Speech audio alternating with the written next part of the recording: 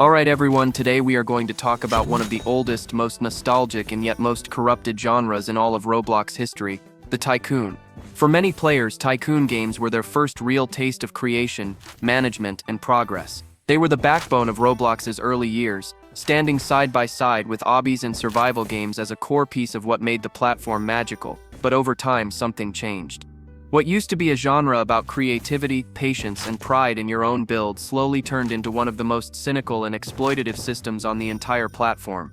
The Roblox Tycoon, once a symbol of growth and imagination, has become a recycled machine designed to squeeze time, money, and attention from players who do not even realize they are being farmed.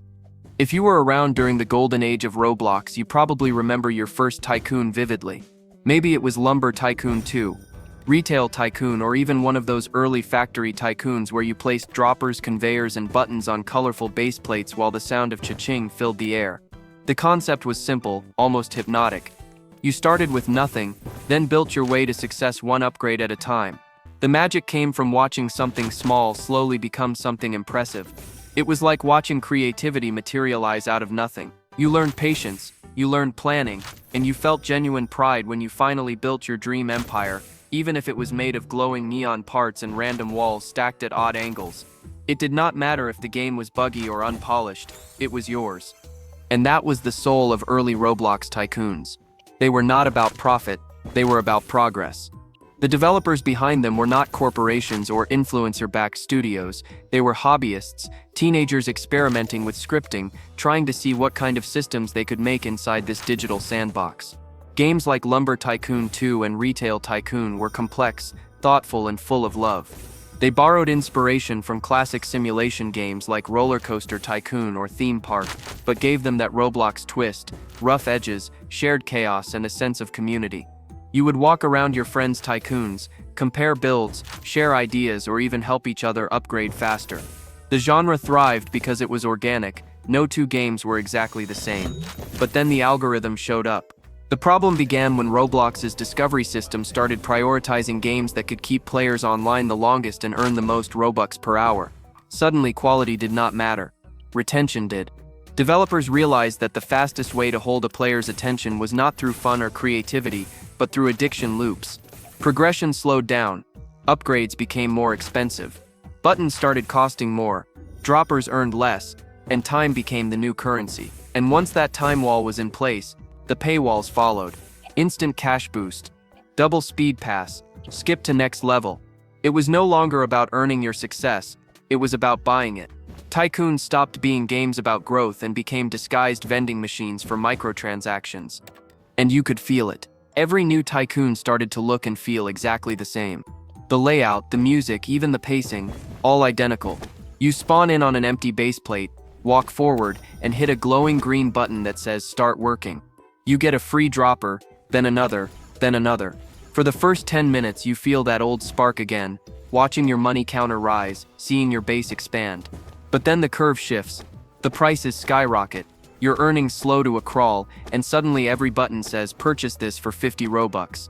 The illusion of progress collapses. What used to be satisfying now feels hollow. And worst of all, these games still pretend to be the same kind of experience you loved years ago. They use nostalgia as a mask for manipulation. The Tycoon genre used to reward patience. Now it rewards impatience.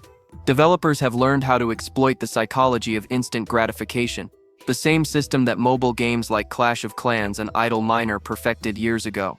They intentionally slow your progress to push you toward the skip button. They make the grind unbearable, then sell you relief.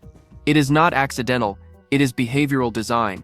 You are not building a factory anymore, you are fueling one, except the product is you.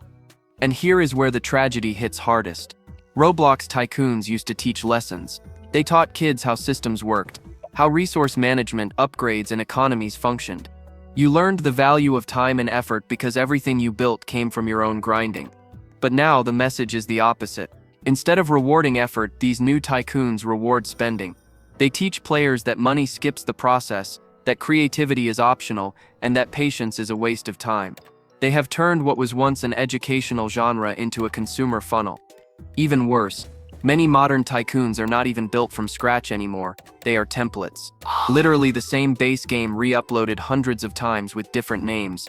Zoo Tycoon, Military Tycoon, Restaurant Tycoon Simulator. Every time you open one, it feels like you have already played it. The same droppers, the same sound effects, the same fake upgrades that do not change gameplay. The only thing new is the monetization strategy. Developers have created an assembly line for tycoons. Not in the games, but in the genre itself. Roblox Studio has become a factory that mass-produces microtransaction schemes disguised as creativity. And yet the algorithm rewards it. These low-effort tycoons keep getting pushed to the front page because they are designed to hold attention. The bright colors, the dopamine-triggering sounds, the artificial sense of progress, all of it is engineered for short-term retention. The genre no longer competes on creativity, it competes on manipulation. Whoever can trap players longer wins. And the saddest part is that most players do not even realize it. They are too busy chasing that next upgrade, waiting for that next cash drop, thinking they are building something, when in reality the game is building off them. Compare that to Lumber Tycoon 2. That game was frustrating, clunky, and brutally slow, but that was the point. Every tree you chopped, every plank you loaded, every piece of furniture you sold felt earned. The effort was the reward. It had depth, charm, and personality because it respected your time. It did not need flashy graphics or pay-to-skip mechanics. It was a game that taught you patience, and patience is exactly what modern Roblox no longer values. The same goes for Retail Tycoon, a game that let you manage every detail of your store, from stocking shelves to adjusting prices. It taught strategy. Today's tycoons teach nothing except how to spend faster. It is ironic when you think about it. The word tycoon used to mean a powerful business leader, someone who built an empire from scratch. But in Roblox today, it means the opposite. Someone who spends to skip the work, someone who plays inside a machine that sells them the fantasy of power.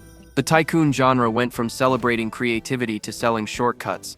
It used to simulate success, now it simulates addiction. And here is the deeper problem. This transformation reflects Roblox's entire direction. The tycoon genre is just a microcosm of the larger shift happening across the platform. Creativity is being replaced with convenience. Depth is being replaced with dopamine. The same economic systems that infected mobile gaming have now fully colonized Roblox. And the tycoon genre was the easiest victim. It was already built on loops, numbers, and upgrades. All it needed was a payment button. But not all hope is lost. There are still small developers out there who care. People building tycoons with real mechanics, unique art, and original ideas. Games that still make you feel something when you build your last upgrade and look back at everything you created. Those games exist, they just do not get promoted, because they do not exploit. And that is the hardest truth to accept on modern Roblox. Honest creativity rarely wins.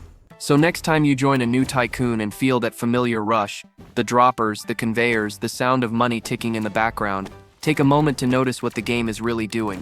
Is it rewarding your effort or selling you your own impatience? Because that is the difference between a game built with love and a game built to harvest you. Roblox Tycoons were once the perfect example of how fun and learning could coexist. They were about progress, imagination, and community. Now they are just another piece of a monetized machine.